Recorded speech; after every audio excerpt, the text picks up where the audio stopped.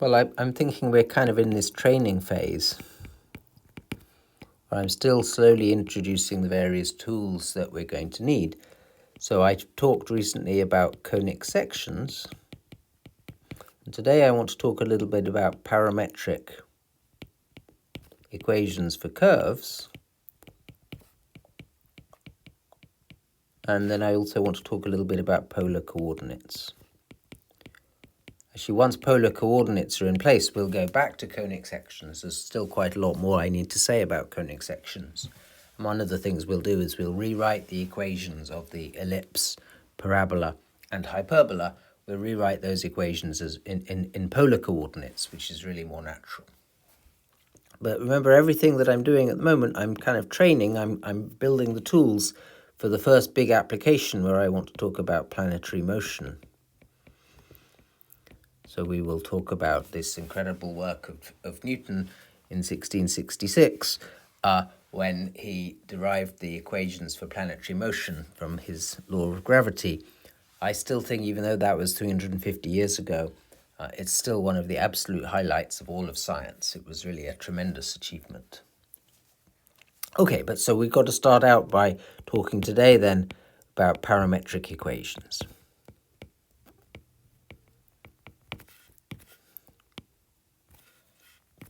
So let's maybe just start with an example. I think the basic example that you should start with is the circle.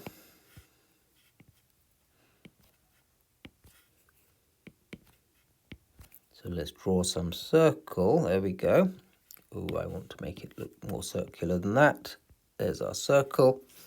So this is a circle of radius A. And right there, I've got some point on the circumference of the circle. So here's a little right angle triangle. Now I know that you would normally label that point x, y, but it's rather natural. So that hypotenuse there, that's A, because it's a circle of radius A. It's rather natural to think of this point varying as the angle theta there, the counterclockwise angle from the x-axis varies. So the circle, the x there, the x-coordinate of the point on the circle that we're looking at, by SOHCAHTOA, x is the adjacent side of that triangle, so that's A cos theta, and y is the opposite side, so that's A sine theta. And I know I've drawn this point in the first quadrant, so both x and y are positive, and cos theta and sine theta are both positive when theta is an acute angle. But the definition of cosine and sine, it works out. If you're in the second quadrant or the third quadrant, the plus or minus, the sign of cosine and the sine function work out so that that's correct, no matter what the angle theta is, anywhere around the circle. So what we've got here is this theta. We're thinking of that, it's as a parameter.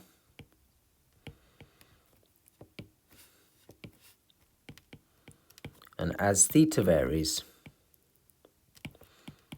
the point xy moves around the circle.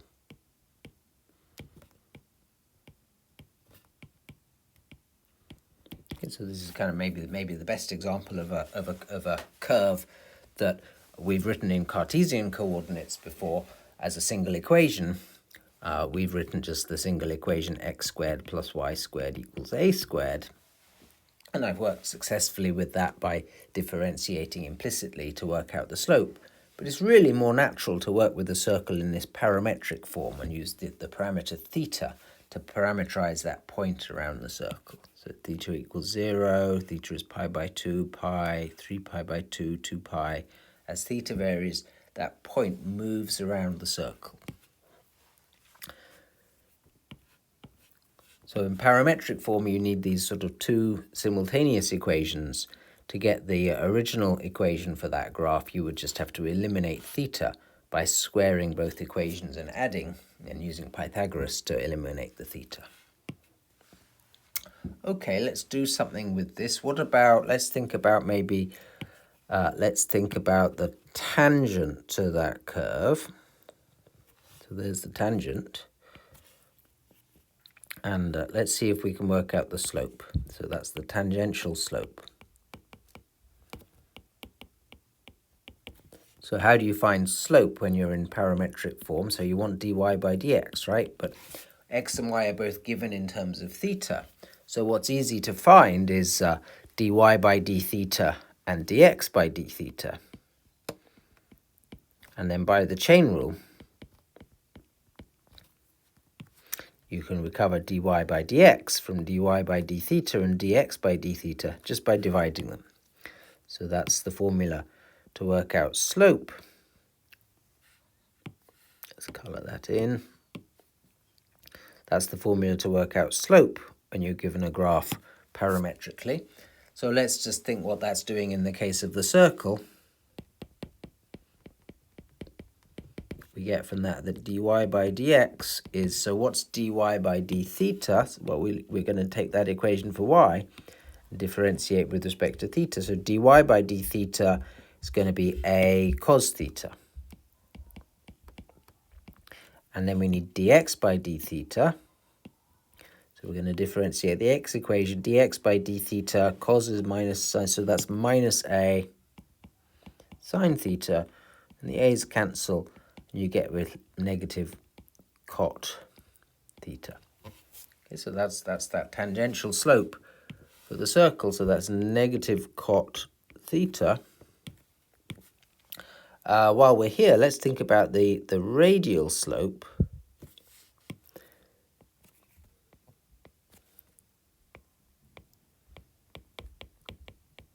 That's much easier, right? Radial slope, that's rise over run. That's y over x. But of course, I think we've observed this before. Y over x, that's just tan theta. So tan theta is the radial slope. Negative cot theta is the tangential slope. Because negative cot theta is minus the reciprocal of tan theta, this shows the tangent line to the circle is at right angles to the radius. That's a little geometry fact. Well, I'm sure you've used that many times.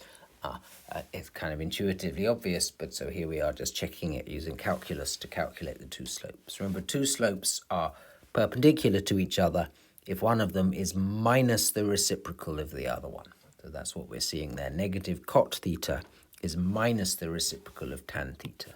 The tangential slope and the radial slope have that relationship. Okay, so that's finding slopes when you have a parametric equation for a curve. Let's think about, we think about arc length. That's quite a nice one to think about. So let's stick with the circle. So we're going to stick with the example x is a cos theta and y is a sine theta. So our circle of radius a. So let's see, we've got to just think a little bit about arc length again. This is something we've talked about before. When we talked about arc length, we had this little change in x, this little change in y, and arc length was called s, and we needed to get a little change in s. And we had that equation, delta s squared is delta x squared plus delta y squared from Pythagoras. So delta s was the square root of delta x squared plus delta y squared, and then we needed to sum up those little changes in s as you go around. And what we did before is we pulled out a delta x factor from that square root, and we ended up with 1 plus delta y over delta x squared inside the square root times delta x. But now, because we're working in terms of this parameter theta, we should pull out a delta theta from the inside. So we want to pull out a delta theta. So that means we've got to pull out a delta theta squared from inside the square root. So you end up with that formula for delta s. And so now you can work out the arc length for the parametric curve from parameter theta 1, the first point, to parameter theta 2, the second point. And the formula for that is, so we've got to kind of sum up as theta is going from theta 1 to theta 2, delta S, which is that formula there. And then you take the limit as delta theta goes to 0 this time, and you end up with the arc length formula when you're in parametric form. Let's just write that. So it becomes the integral from theta 1 to theta 2. In the limit, we end up getting dx by d theta squared plus dy by d theta squared d theta, right? And we're integrating with respect to theta here. So that's the natural formula in terms of the parameter theta. Okay, so there's the new arc length formula for parametric curve. So what is the circumference of the circle?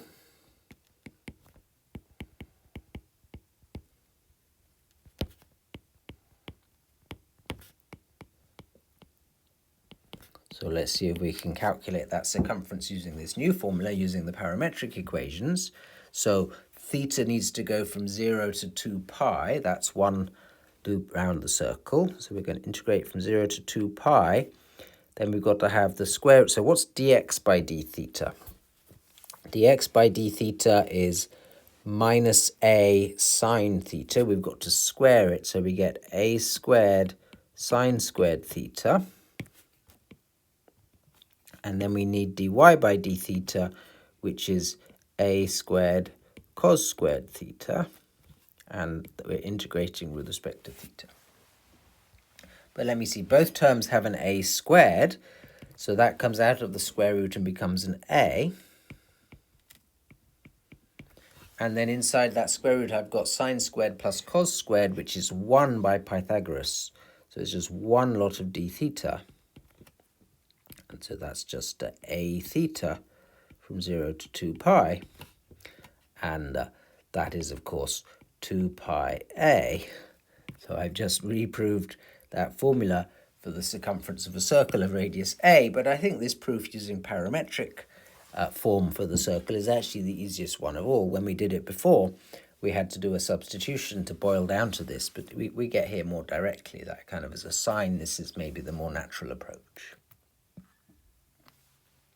So that's a little bit about how you would find arc length when you're in parametric curves. Let's see, can we do one more? Well, I've got circles around, so let's just note a couple more little useful facts about circles while we're here. So, because I think I want these a little bit later today. So when you have a circle, so we know very well the area and circumference of the circle, but let's just think for a second when you just have a given sector of a circle, so where you're just given angle theta in a circle of radius a. So the two useful formulas I want to write down is the arc length for a sector in a circle of radius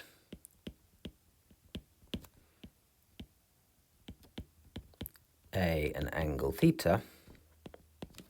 So I want this arc length here, right? That's what I mean, that kind of curvy length. That we could calculate that just as we're doing, as we've done above, when instead of going from 0 to 2 pi, we would go from 0 to theta. Or another way to think about it, we just don't have the whole circle, we have a fraction of the circle. And the circumference around the whole circle is 2 pi a. What fraction of the circle have we got? Well, we've got angle theta, whereas the full circle is angle 2 pi. So we've got theta over 2 pi of the full circle. And so there's the arc length formula that I wanted. The 2 pi's cancel, and you just get left with a theta. So that's kind of a useful and important formula. In fact, if you think about this formula, this is another good reason why you should use radians, because this tells you that if it's the unit circle, the circle of radius 1, then the angle theta in the middle is exactly the same as the length of the arc for that sector of the circle. So that's kind of, actually angle is just that length of that arc in the unit circle. That's kind of really how radians are defined. What about the area of the sector of the circle? That's also a useful thing. Of radius A, angle theta. So again, I'm just going to think about that. The whole circle is area pi a squared, but we don't have the whole circle. We have that fraction theta over 2 pi of the whole circle. And now the pi's cancel, and you get left with a half a squared theta. I think I'm going to use that formula a little bit later today. Okay, so moving on from circles, let's do one more example of a parametric equation for a curve. So I want to do an interesting example which we'll play with more later in the course. I want to talk about the cycloid. So this is quite a fun example. Let me try and draw a good picture. So we're going to take the x-axis. And what I'm going to do is I'm going to take a bicycle wheel of radius A, and I'm going to roll it along the x-axis. And I'm going to look at the curve that's traced out by a special point on the circumference.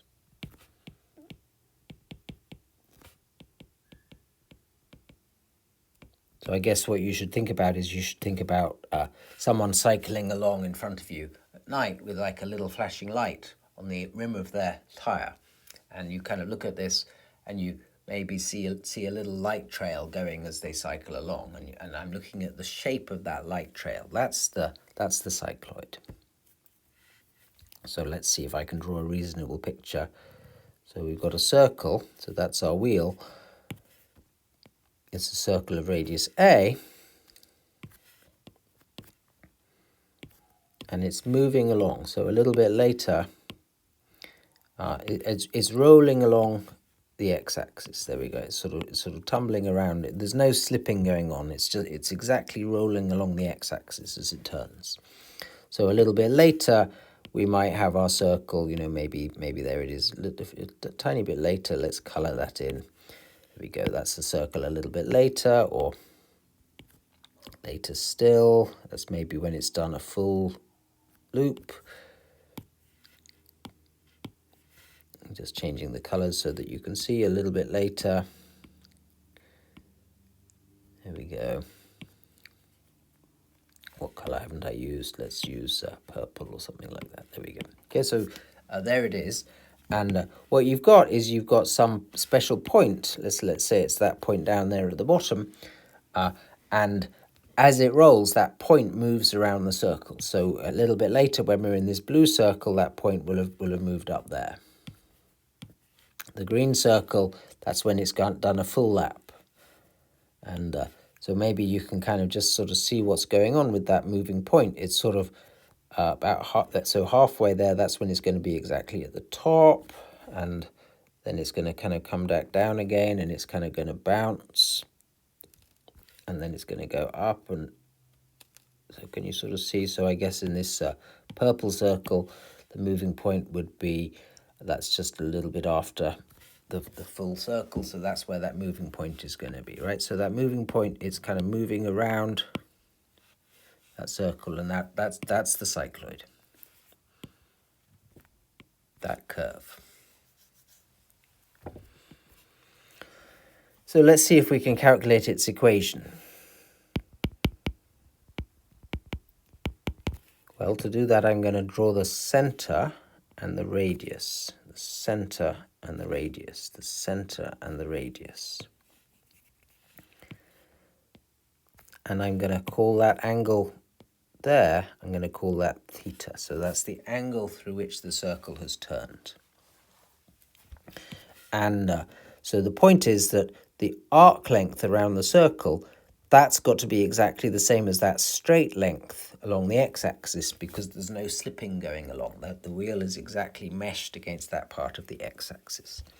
I really think I need a better picture because this has gotten a little bit too small. So let's try and zoom in on that part of the picture.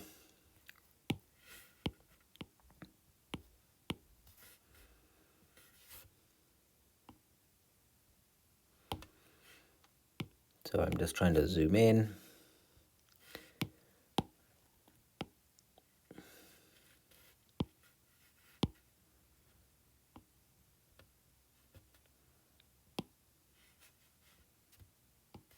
They're going to let me zoom in reasonably well, maybe. That's not so bad. Let's make it just one little bit bigger. There we go.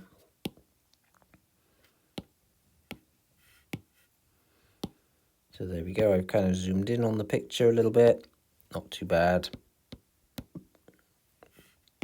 And hopefully you can see what's going on here. So we want the coordinates of our moving point. So this blue point here, that's going to be x, y. And so we want to know what x and y are. So we're going to use theta. So we're going to let theta be the angle of rotation. And I'm going to use that theta as a parameter that's parametrizing this special point on the circumference of the wheel. So we need to write x and y in terms of that theta. And so to do that, we can just use this little right angle triangle. This is the radius A in the circle. And what we know is we know this length right here, right? Because that length, that's going to be the same as that arc length in there. And the arc length is A theta by that arc length formula that we just derived. Okay, so that length there, so that's the x coordinate of the center of the blue circle. That's A theta. But the x we want is actually a little bit to the left of it.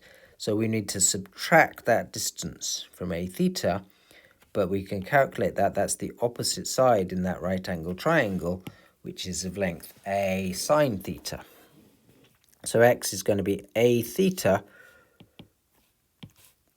Let's write that A theta minus the little, so that's that whole distance, and then we've got to subtract that distance, which is A sine theta. Looks a little bit better if I write it as A theta minus sine theta. And how about y? Well, to get y, this is length A. And so if I go, that's the y coordinate of the center of the circle, and then I've got to subtract that distance, which is the adjacent side in that right angle triangle. So y is going to be A minus A cos theta, which is A 1 minus cos theta. So let me write that one more time. X is A theta minus sine theta. Y is A 1 minus cos theta. This is the parametric equation for the cycloid. Okay, so that's quite nice. So this theta is labeling our moving point. So for example, in this green circle, that point right there, that would be when theta is 2 pi. That's the point when we've gone exactly one full revolution. So that point will be back where we started in the y direction, but the x direction will be 2 pi a. Yes, that's looking right. So let's see. Let's just practice some of the things we were just talking about. Let's see if we can work out dy by dx. So that's dy by d theta divided by dx by d theta. And dy by d theta is, let me see, a sine theta. Dx by d theta is, so I've got to differentiate theta, which is 1 minus cos theta. So that's the slope of the tangent line to the cardioid, right, as you're moving along. That's the slope. So one thing we can do with that is you might wonder what's going on at this point when that special point is on the ground. So what's happening is that, as I've drawn it, is that slope a little bit angly, or is it initially that point sort of jumping straight vertically off the ground before it goes round. It looks more like that here, right? This looks more vertical. So to do that, we would want to look at something like the limit of the slope as, so this, we're looking at this point right here. This is the point theta equals 0, but we want to think about, it's like a little bit to the right. It's going to be this, so we want to sort of come in towards that point and think what the slope's going to do. So we should be taking the limit as theta approaches 0 from the plus side. So we want to look at this limit of this thing. And let's see if you can see what's going on. It's a little bit tricky to do, especially because I wrote it wrong, didn't I? Dy by d theta was the, yeah, okay, good. Let's fix that. I somehow messed my x and y the wrong way around. No doubt you spotted that error as I was going. There we go. So the dy by d theta, no, I didn't do it wrong. Oh, dear me. Okay, good. Dy by d theta was the sine theta, dx by d theta was the 1 minus cos theta. And so what's going on here? Well, actually, it's a little bit of a difficult limit to calculate, isn't it? Because I can't plug in 0 because you get 0 over 0 there. So what do you do in such a situation? Well, you have to do a L'Hopital rule. That's one way to proceed. So let's try that if I have a little bit more room. So you differentiate the top with respect to theta, and you get cos theta, and you differentiate the bottom with respect to theta, where you get sine theta. And now I can calculate the limit, because as theta is going to 0 from the plus side, the numerator approaches 1, and sine theta approaches 0 from the plus side. So I've got 1 over something small and positive, and so that's going towards plus infinity. So that confirms what you maybe thought already, that in fact that initial movement of the special point when you're at the origin, it's initially moving straight upwards, and then it starts curving straight downwards, straight upwards. Okay. Let's do one more thing with this, just one last piece of practice. Let's see if we can calculate the arc length, the length of one cycle.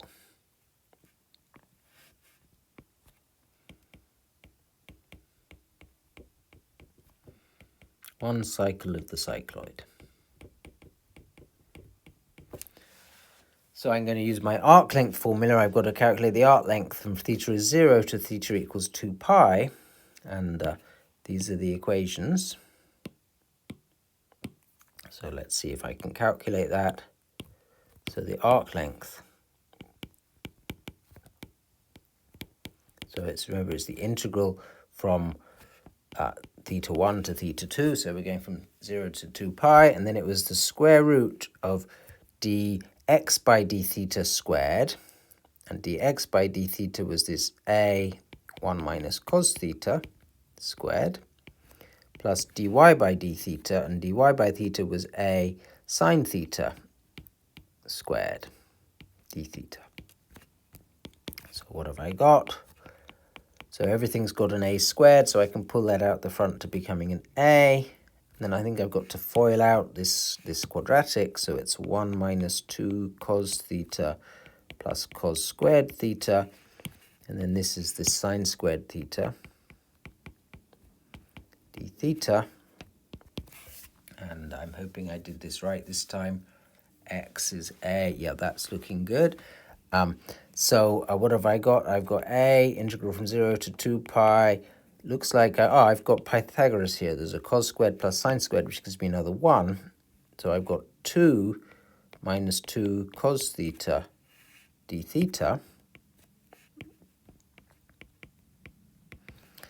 And so what can I do with that? Let's see, I can pull out a 2. That leaves me a root 2a, 0 to 2 pi. I've still got the square root of 1 minus cos theta d theta. That looks a bit nasty.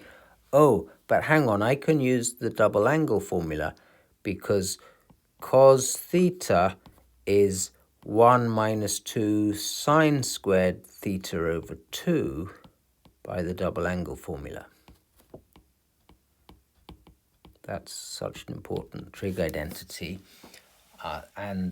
If I were to, so this is not, I'm not doing 2 theta and theta, I'm doing theta and theta over 2. But nevertheless, we have that nice identity.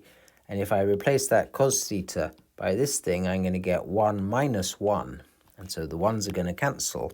Okay, now I'm in business. 0 to 2 pi.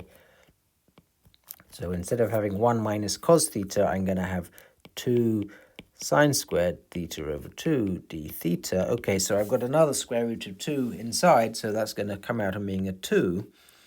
And then I've got to square root. I've got sine squared theta over 2. And when you square root it, it's going to give me a sine theta over 2 d theta. And now I've got rid of that nasty square root, and I can calculate. It's taking me a little bit of time, so I need an antiderivative for sine, which is negative cosine. Oh, but it's theta over 2 inside, so I think actually I need negative 2, so this is sort of guessing and checking a little bit. That's my antiderivative. And then, so I've got to plug in 2 pi. When you plug in 2 pi here, you get cosine of pi, which is negative 1. So why don't I pull that 2 inside out the front and make it a 4 at the same time. So I've got minus 1, and then I've got to plug in 0. Cosine of 0 is 1, so I get another minus 1. And lo and behold, there's the answer, 8a. That's the arc length. Okay, so it's kind of a fun little example of an integral. So what's that arc length? It's 8a. One cycle of the cycloid is length 8a. Okay, great. So that's done a little bit of stuff with parametric equations of curves. Let's move on and talk, just for the last part of the day, let's talk a little bit about polar coordinates.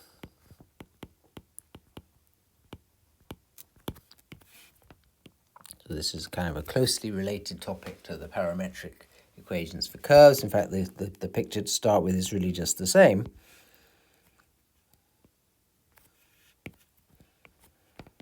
So there's a point,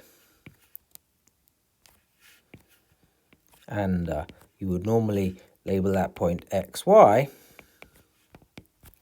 in Cartesian coordinates.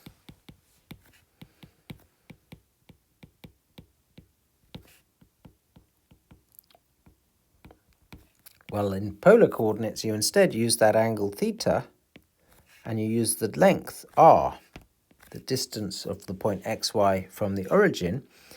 So this gives you the point r theta in polar coordinates.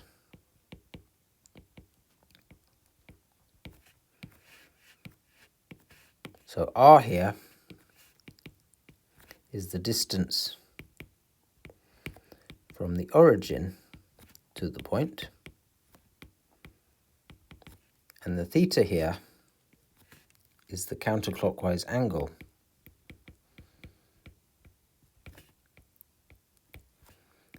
from the x-axis, just as usual. Okay, so instead of naming this point x, y, we're going to name this point r, theta, and call those the polar coordinates of that point. And just as we saw when I was talking about the parametric equation for the circle, x is going to be r cos theta, y is going to be r sine theta.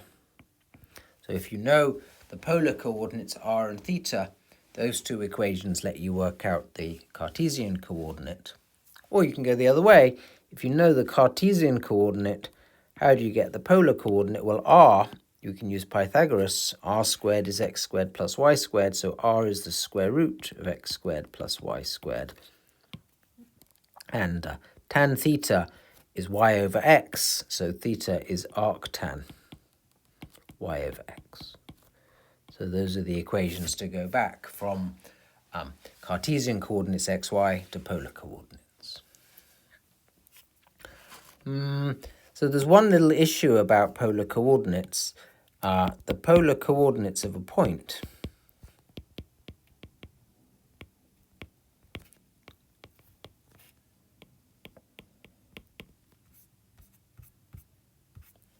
they're not unique.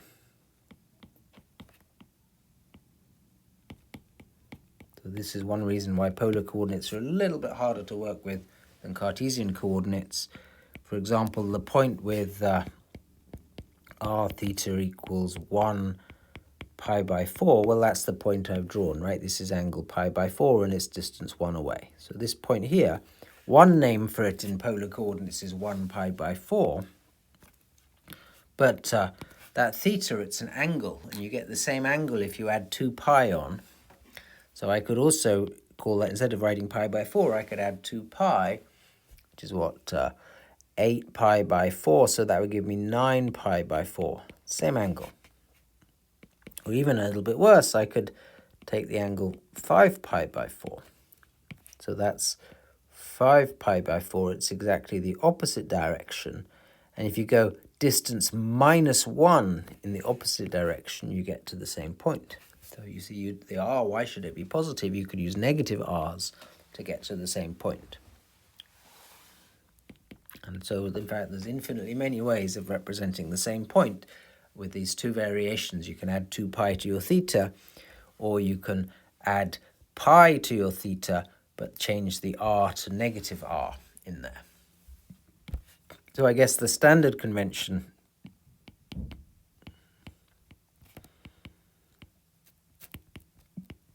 to resolve this is to assume that r is greater or equal to 0, and then take your angle theta to be between minus pi and pi. And then if you do that, well, I guess apart from the origin, the r theta is uniquely determined for your point. You kind of see this issue in these equations. When I told you how to get r and theta from x and y, in here there's arctan going on, right? And if you remember the equation for arctan, let's just kind of quickly sneak that in somewhere. The graph of arctan had these horizontal asymptotes.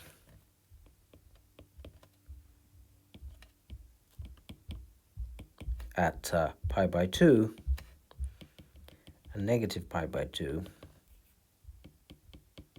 And the graph of arctan, it looked something like that. Then it was kind of coming in towards that asymptote.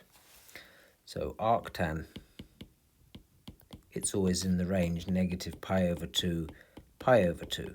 When you press the arctan button on your calculator, it gives you the unique angle in that range, which has the given tangent.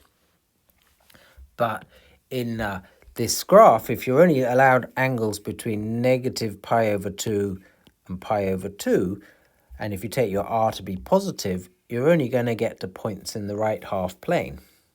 If you want points in the left half plane, where you need to allow more angles. So the arctan button doesn't quite do the job. You need to maybe, if you're in this quadrant, you're going to need to take your arctan and add pi to it. Or if you're in the fourth quadrant, you're going to need to take your arctan and you're going to need to subtract pi from it, and then you'll get an angle theta in the range minus pi. So you've got to kind of use a little bit of intelligence, as always with inverse trig functions. If your angle's not between minus pi over 2 and pi over 2, you have to modify the output from your calculator to do this. Or another perfectly good way to do it, another good way to access the left half plane, you could take exactly the arctan between negative pi over 2 and pi over 2 that your calculator gives you. But if you're in the left half plane, you would want to take negative r instead. So I didn't write it, but this was a square root, and you could take the negative square root. So I guess there's sort of an alternative convention, which is maybe a little bit easier, actually.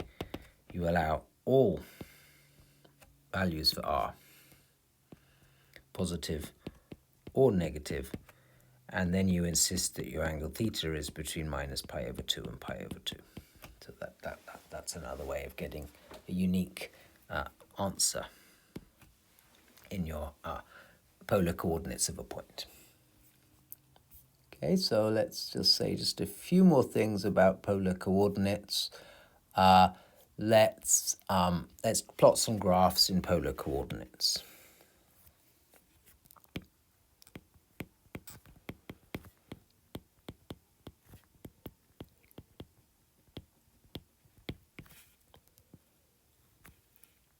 As I said, we're going to come back in a little bit and talk again about conic sections, and I'll show you how to get the equations of the conic sections in polar coordinates, which is quite a nice form. But let's start with something very simple. Let's take r equals theta. So this is a very easy polar graph. Let's plot a few points when theta is 0. So in general, I guess I should say a graph in polar coordinates, you've got some function f of the angle theta. So instead of plotting y equals f of x, as you're used to for normal graphs, we're plotting r equals f of theta. So you let the theta vary, you plug it into your function of angle, and that tells you the distance that point wants to be along that radius from the origin. So if this is my graph, r equals theta, so when theta is 0, r is 0. And then when theta is pi by 2, r is going to be pi by 2. And when theta is pi, r is going to be pi, 3 pi by 2, 2 pi. And I think you quickly get the idea. The graph of this is sort of going to be a spiral. Actually, this is a slightly odd example because this is actually not a function of angle. But it's not really a big deal. I mean, to have a function of angle, you expect when you plug in 2 pi, you get out the same thing as when you plug in 0, and that's definitely not the case here. This is actually not the graph of a function because one of these radii actually doesn't cross it once, it crosses it infinitely many times. But okay, we're kind of used to that thing. That's that graph of that polar equation. Let's do another example. Let's do r equals cos theta. So this definitely is now a function of angle. Cosine is periodic with period 2 pi. So let's try and plot this graph. So again, you just kind of, you think, well, you plug in a few points. What about when theta is 0? Well, cosine of 0 is 1. So that's a point out here at 1. Or when theta is pi by 2, cos of pi by 2 is 0. So when we're in this radius at angle pi over 2, actually the distance to the origin is 0. So that's that point. Or when theta is pi, cos of pi is minus 1.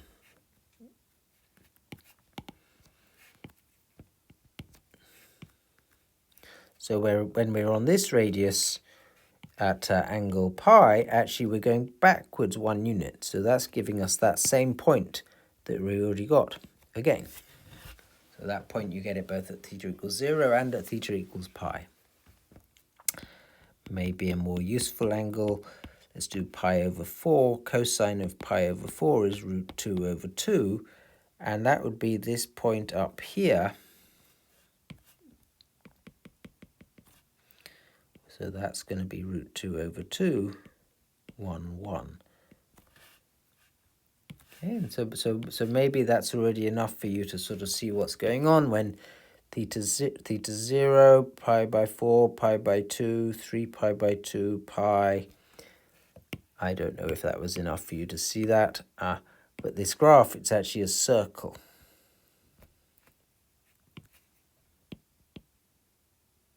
Again, it's not quite the right radius, but it's good enough for our purposes. There we go, that makes it look a little bit better.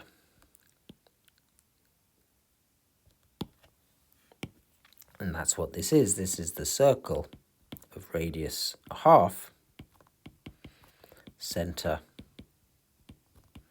at x equals 1/2, y equals 0. So right there. And why did I write 1 there? That was my normal mistake. That's 1/2. and a half, so that the hypotenuse of that isosceles right angle triangle, it's the square root of a half squared plus a half squared, which is the square root of a half, which is 1 over root 2, or root 2 over 2. That's the right one. Okay, have I got time to do one last thing? I think that's a good place to stop today. I'm going to do a couple more things with polar coordinates because it's often quite unfamiliar. I think I'll start out next time. I'll talk about how to find areas in polar coordinates, and then I'll do a more interesting example. But I think let's stop there right now.